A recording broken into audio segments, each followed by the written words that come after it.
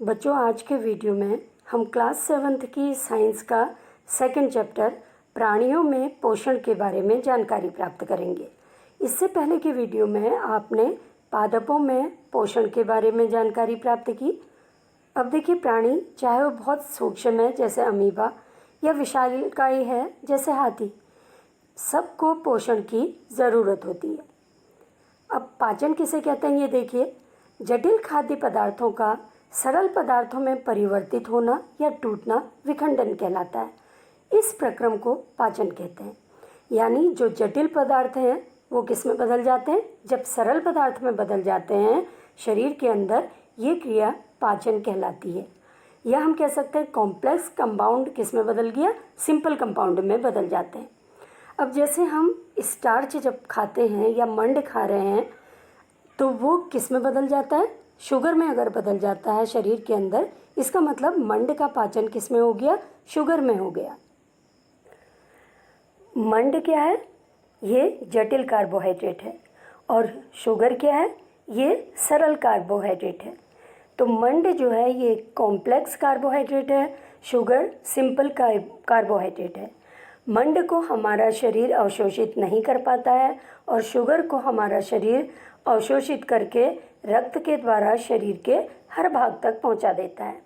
तो इस तरह से जटिल पदार्थों के सरल पदार्थों में टूटने की प्रक्रिया शरीर के अंदर क्या कहलाती है, पाचन। आपने मधुमक्खी को देखा होगा, अक्सर क्या करती है, फूलों में बैठकर मकरंद चूसती है, तो उसका भोजन लेने का यही तरीका है। इसी तरह से हमिंग बर्ड है या मरमर पक्षी है, वो अपना भोजन कैसे लेता है, फूलों का रस चूसकर या मकरंद को चूसकर। इसी तरह से मेढक को आपने देखा होगा, अपनी जीभ तेजी से फेंक कर क्या करता है, कीटों को पकड़ता है। सांप और अजगर क्या करते हैं, अपने शिकार को पूरी तरह से निगल जाते हैं। तो सबका भोजन ग्रहण करने का तरीका अलग अलग होता है।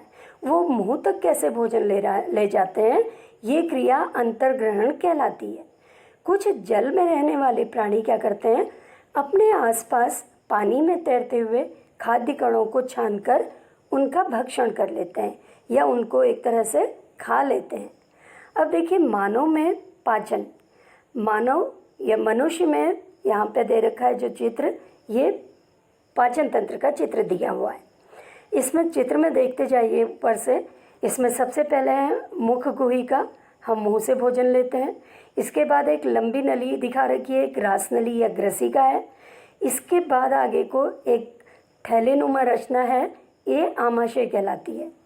आमाशय से भोजन जाता है क्षुद्रांत्र या छोटी आंत में, छोटी आंत से जाता है बृहदांत्र या बड़ी आंत में, बड़ी आंत आगे को किस में खुल जाती है, मलाशय में, और मलाशय से में जो है ये अनपचा भोजन होता है।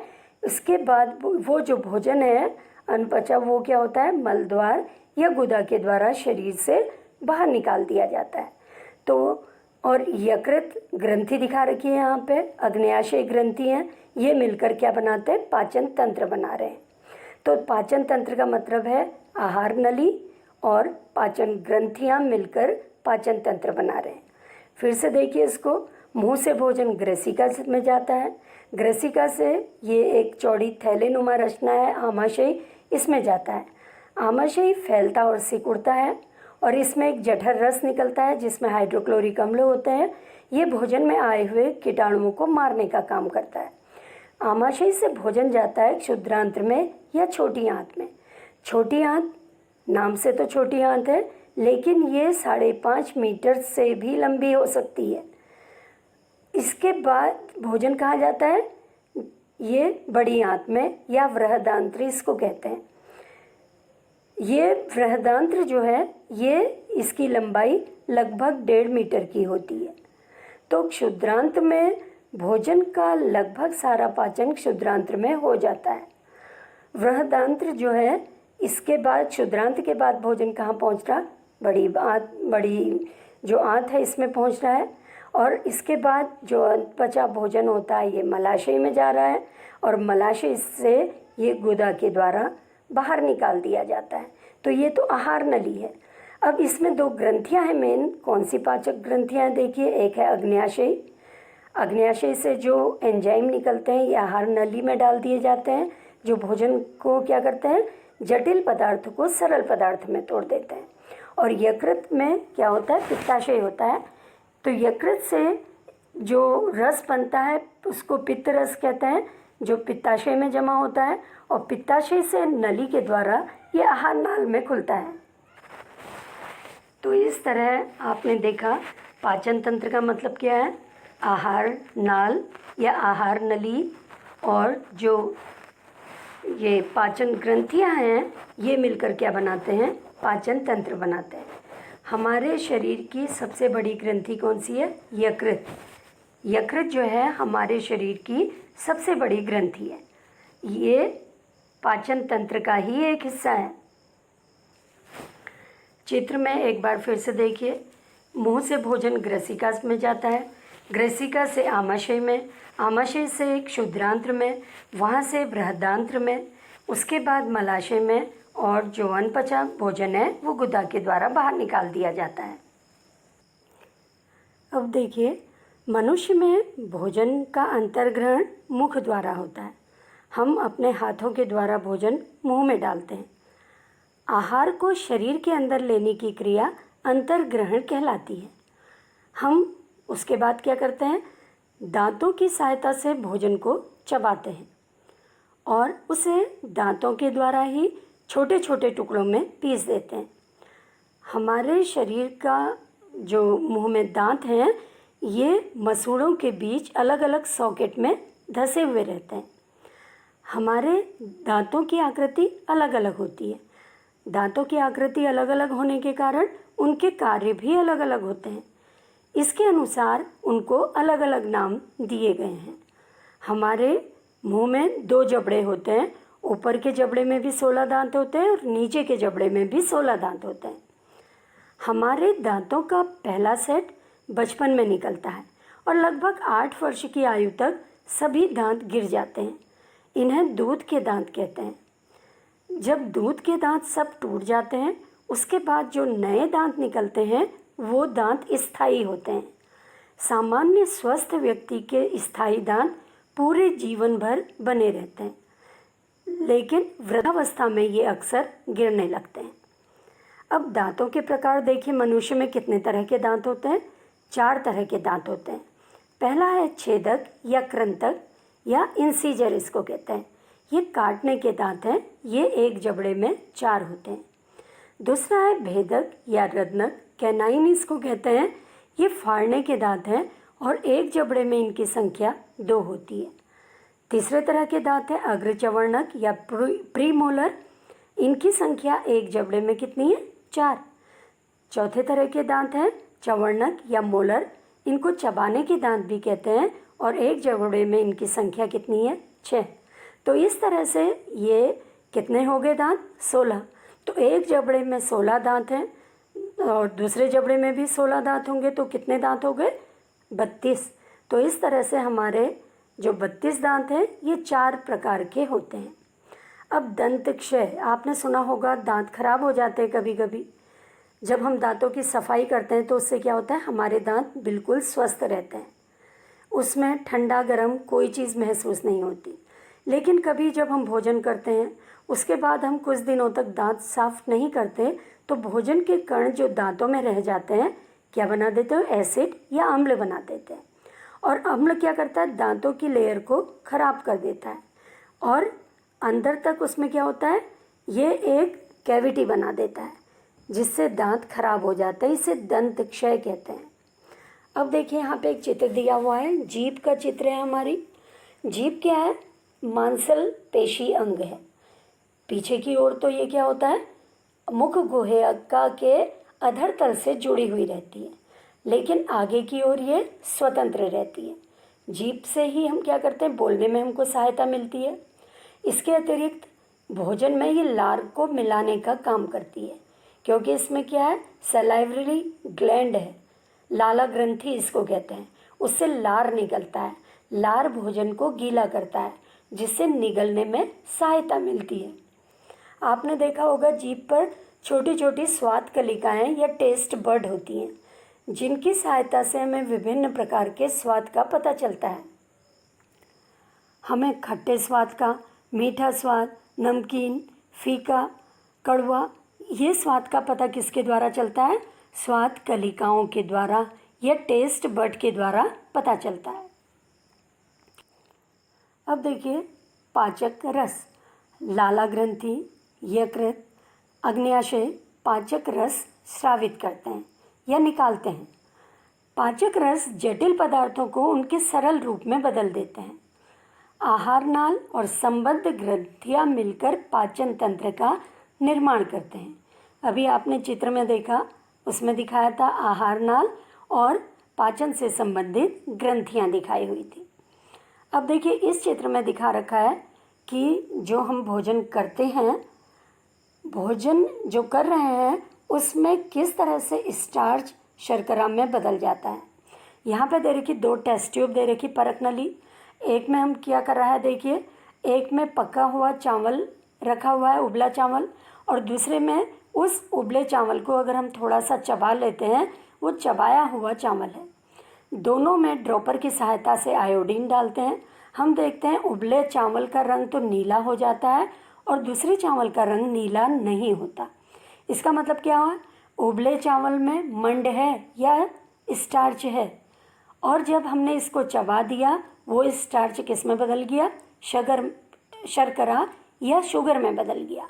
इसलिए दूसरी टेस्ट ट्यूब में आयोडीन डालकर उसका रंग नीला नहीं हुआ।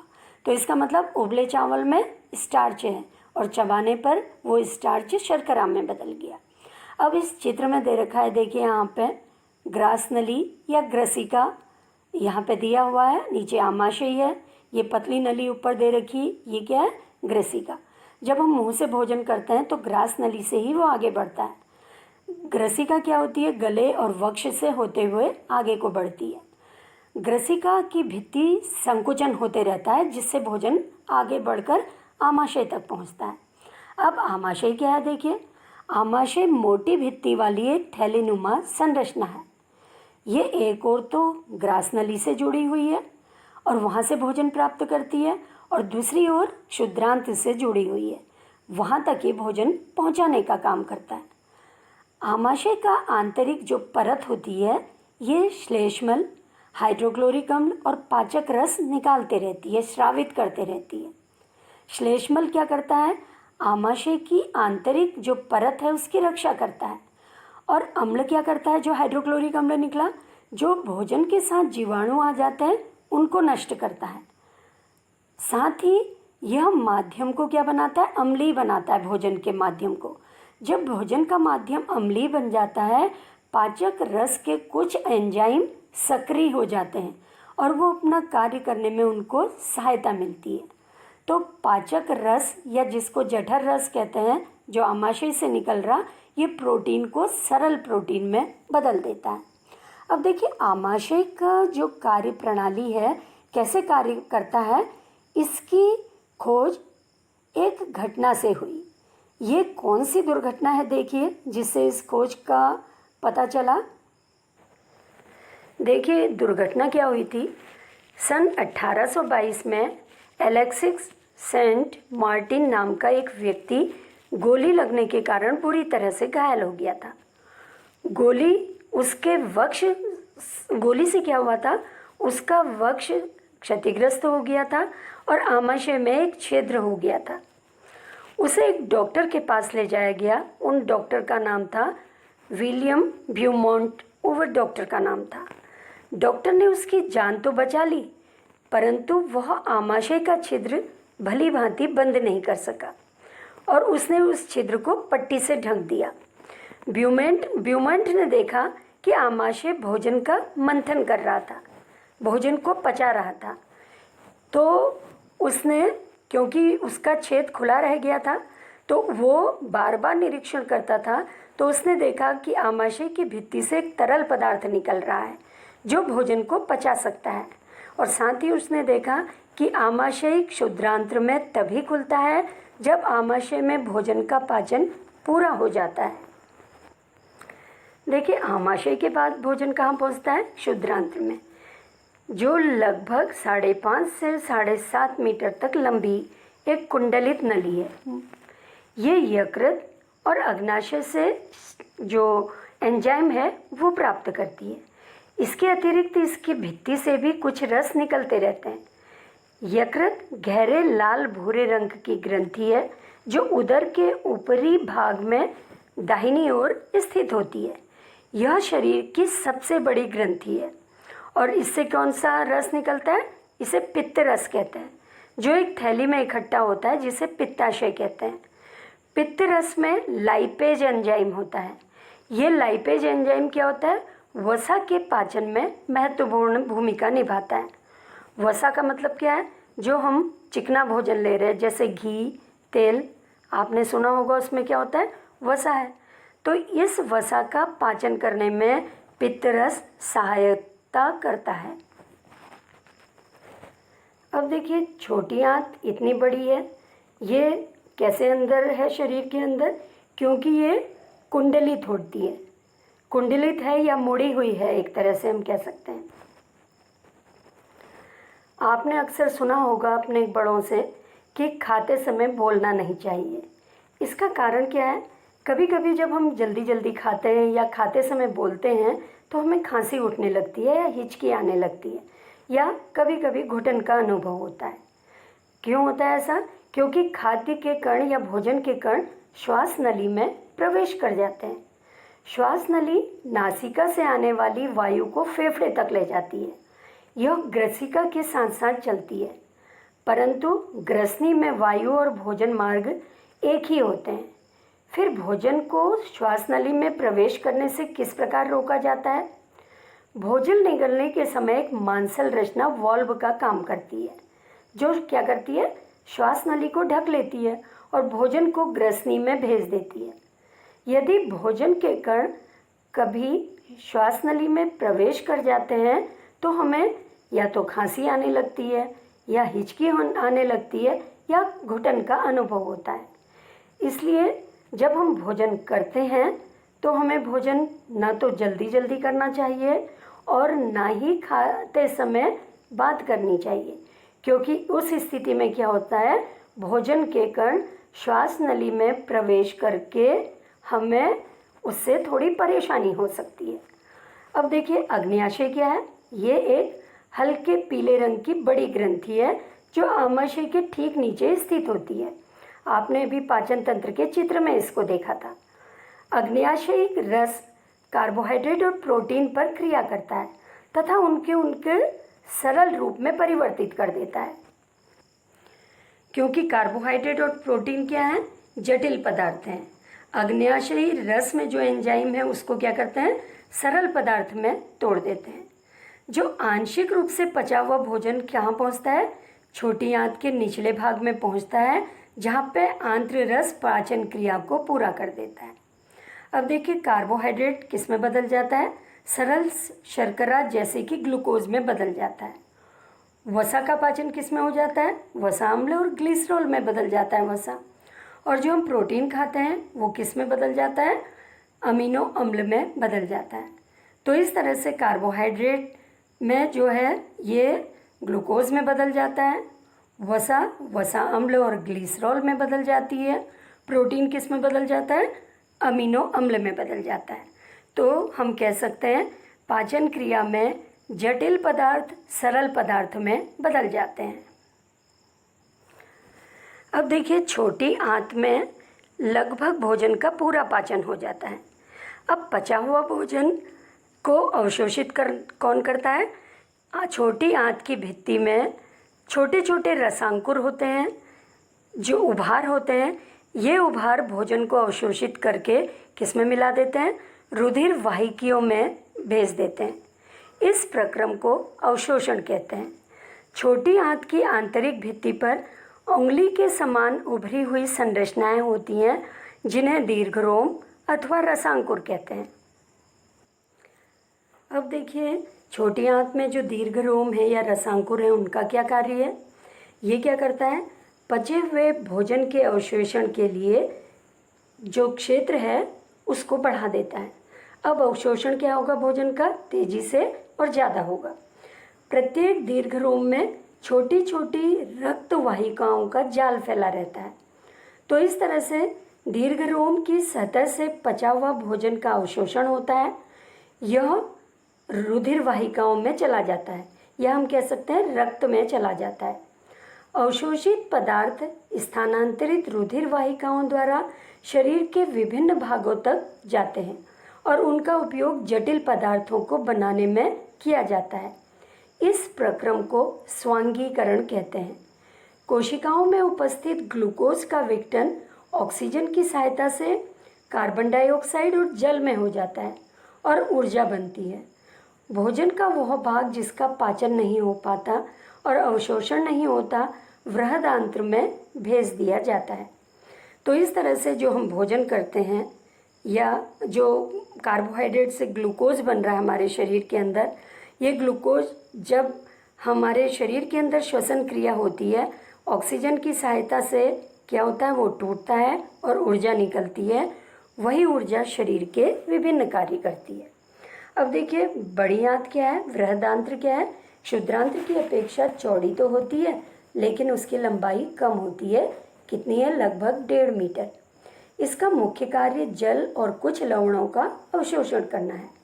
बचा हुआ अपचित पदार्थ मलाशय में चला जाता है तथा अर्धठोस मल के रूप में रहता है और समय समय पर गुदा द्वारा ये शरीर से बाहर निकाल दिया जाता है। इस क्रिया को निष्कासन कहते हैं, यानी जो अपचित पदार्थ है उसका शरीर से निष्कासन कर दिया जाता है।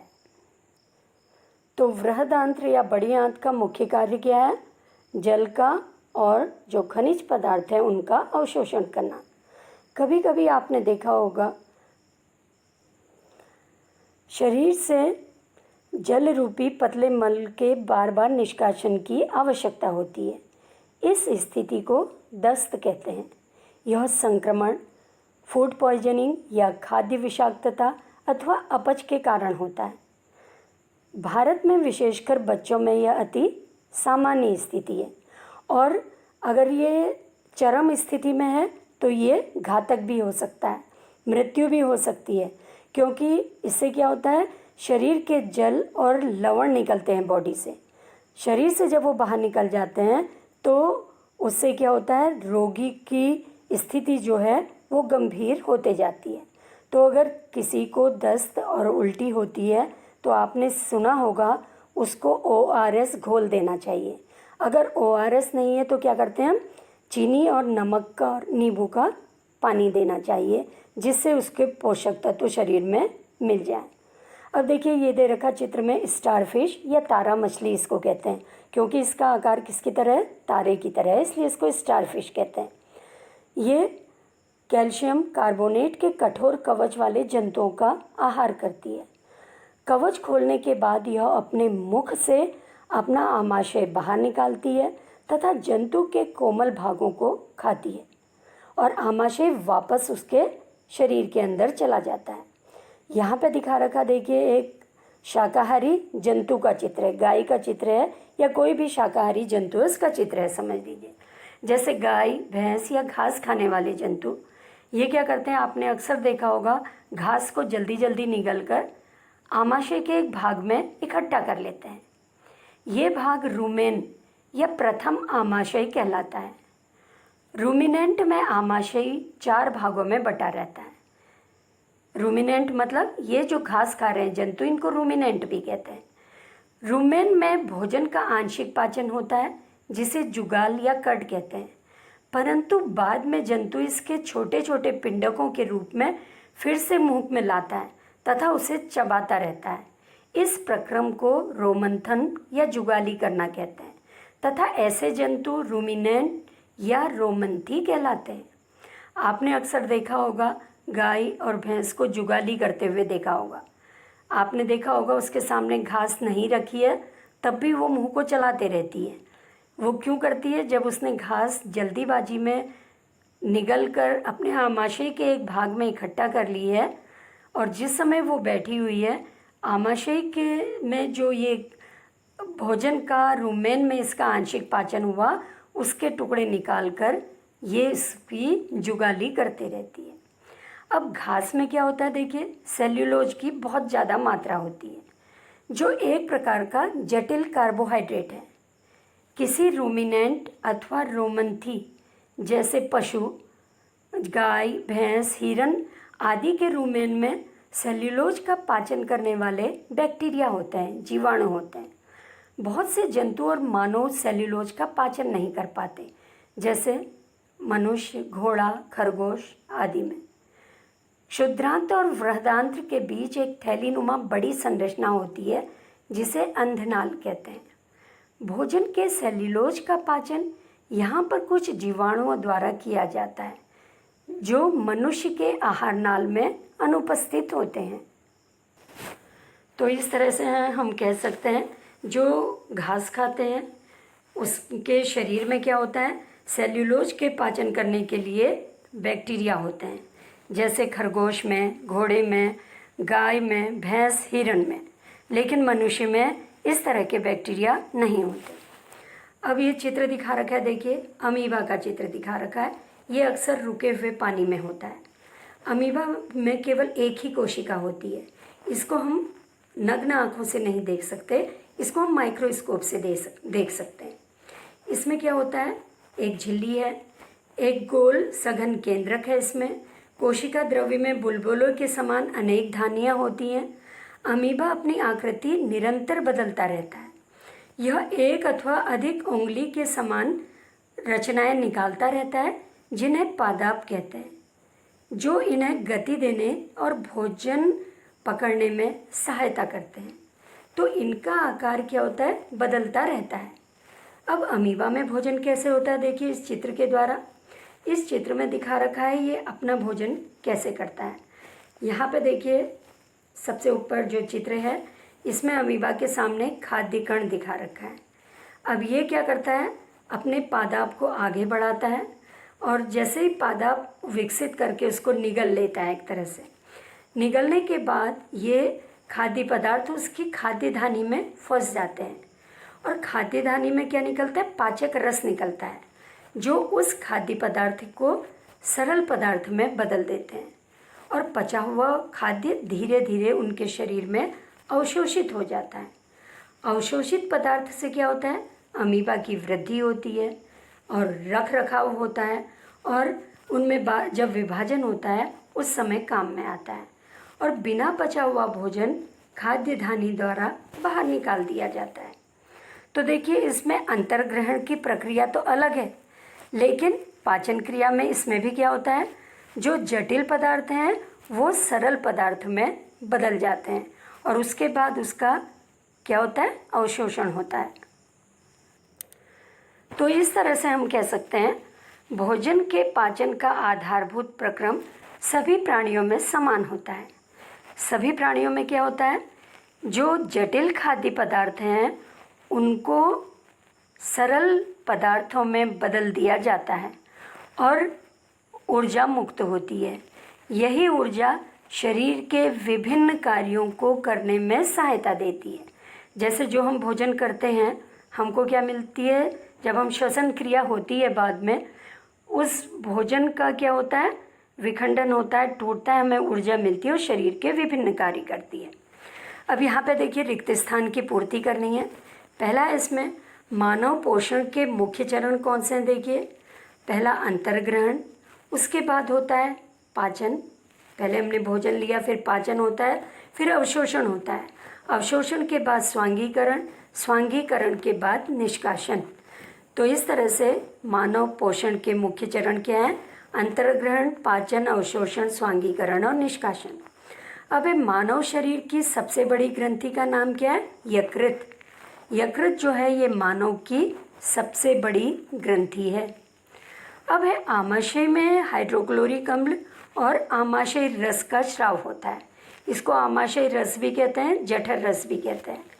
फिर है क्षुद्रांत्र की आंतरिक भित्ति पर उंगली के समान अनेक प्रवर्ध होते हैं, जिसे रसांकुर कहते हैं। अमीबा अपने भोजन का पाचन कहाँ पे करता है, खाद्य धानी में करता है। तो इस तरह से आपने इस वीडियो में प्राणियों में किस तरह से पोषण की क्रिया होती है इसके बारे में जानकारी प्राप्त की।